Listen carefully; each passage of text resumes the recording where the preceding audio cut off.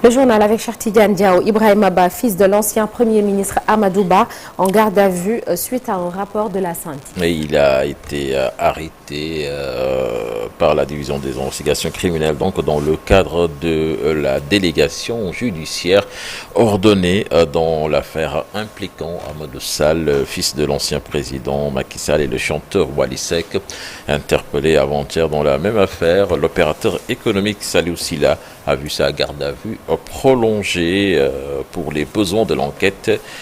Il est reproché à l'homme d'affaires des transactions suspectes à hauteur de 5,5 milliards de francs CFA, donc selon le rapport de la Santif. Amissa Maké, elle est sous contrôle judiciaire dans l'affaire du présumé marché frauduleux qui secoue le ministère de la Communication. À la DAGE du ministère, Hélène Noukité Diouf a également bénéficié d'un placement sous contrôle judiciaire en raison d'une contestation sérieuse.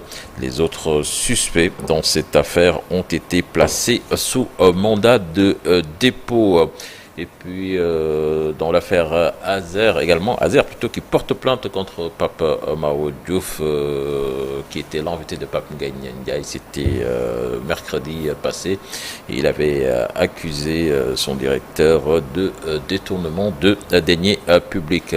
L'affaire Farbongom également, Nata, on en parle.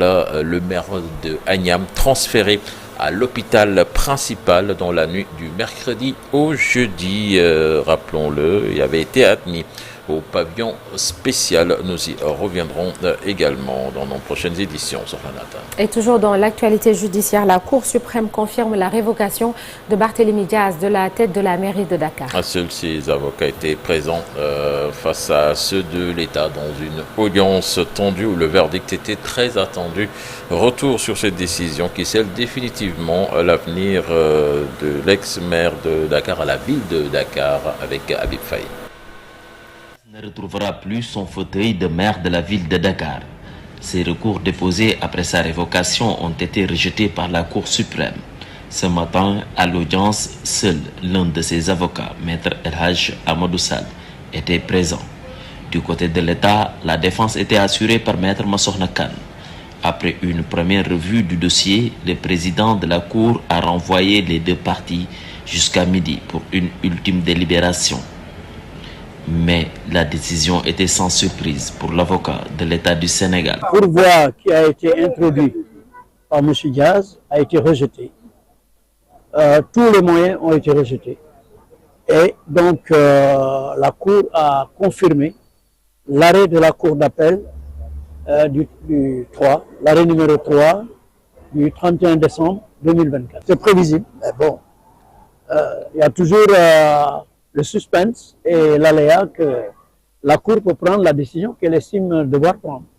Avant cette décision, Maître El Hadj Amadou Sall, pour la défense de Diaz, avait exprimé ses inquiétudes, affirmant que des pressions avaient été exercées par l'État sur le conseil municipal de Dakar. On avait la désagréable sensation qu'il y avait une course de vitesse contre la Cour suprême. Et cela qui fait qu'en définitive, nous avons des craintes, en tout cas, tout en ayant confiance à la Cour suprême, ce passage en force de l'État me semble aller mal avec une décision de la Cour suprême qui nous serait favorable. Seule une poignée de partisans du désormais ex-maire de Dakar s'étaient rassemblés devant la Cour pour lui apporter son soutien. Les forces de défense et de sécurité, elles, étaient en place tout au long de l'audience. Au terme, la Cour suprême a jugé irrecevables les recours de Barthélémy Diaz, estimant que tous les moyens soulevés n'étaient pas fondés. Elle a confirmé la décision de la Cour d'appel, scellant ainsi la révocation de l'ex-maire de Dakar. Merci beaucoup Habib Faye. On parle à présent du Code des investissements. L'Assemblée nationale valide l'opposition parlementaire sceptique. Les députés de la majorité de l'opposition affichent des députés de la majorité et de l'opposition plutôt affichent des positions divergentes sur ce projet de loi portant Code des investissements. Pour les élus de PASTEF, ce nouveau dispositif présente de nombreux avantages, en particulier pour le secteur privé. En revanche, les députés de l'opposition estiment qu'il risque d'avoir des répercussions négatives sur la population, notamment à travers la surtaxation imposée sur le mobile money. Vous les entendrez tout à l'heure dans le journal en Wolof. Nécrologie à présent avec le monde de la culture en deuil avec le décès ce jeudi de l'artiste Keïsi Bousso.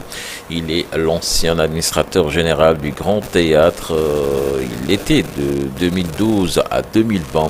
La triste nouvelle a été annoncée dans une note publiée sur la page Facebook du Grand Théâtre par l'actuel directeur général, Serigne Falgué.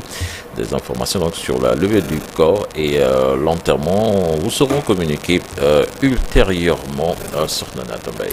Merci beaucoup, cher Tidiane. On te retrouve tout à l'heure. Oui, ce n'est pas tout. On va parler d'athlétisme à présent. Avec la finale du triple saut hier.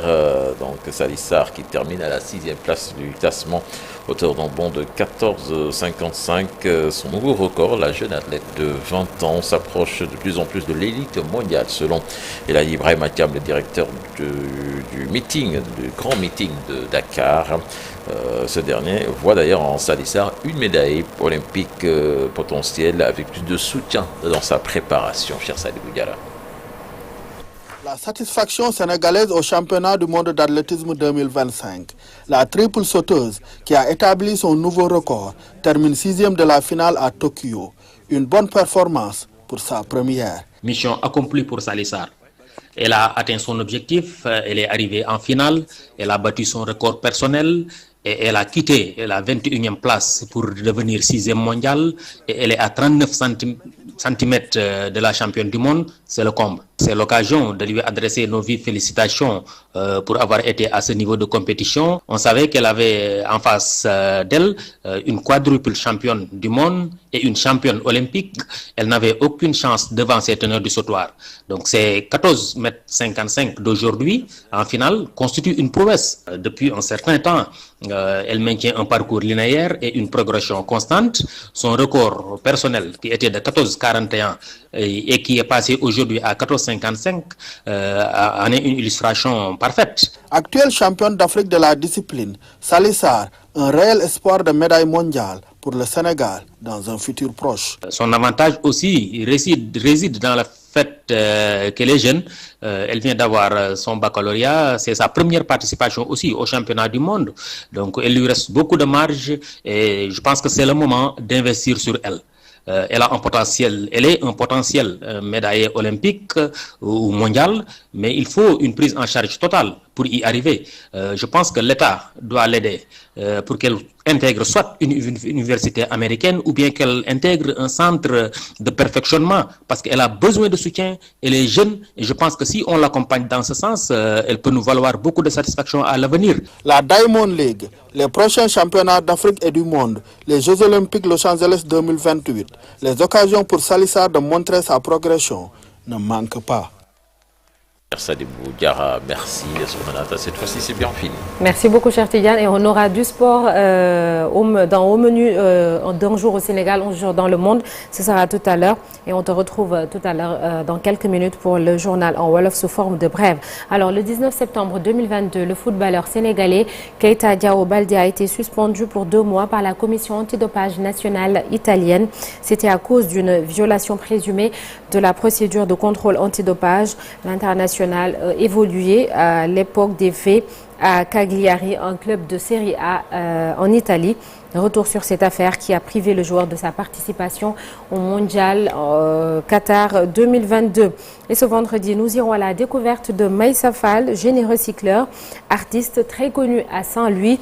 Il redonne vie aux carcasses de vélo depuis des dizaines d'années. D'ailleurs, une partie du clip de la chanson Arva de Diaman a été tournée dans sa galerie, ainsi que le clip du Nigérian Kiss Daniel Choupero avec 23 millions de vues, 10 millions pour Arva de Diaman. À suivre tout à l'heure, la revue de presse sera avec Chérif Dia et la météo également dans la première partie. Tout de suite, l'actualité internationale.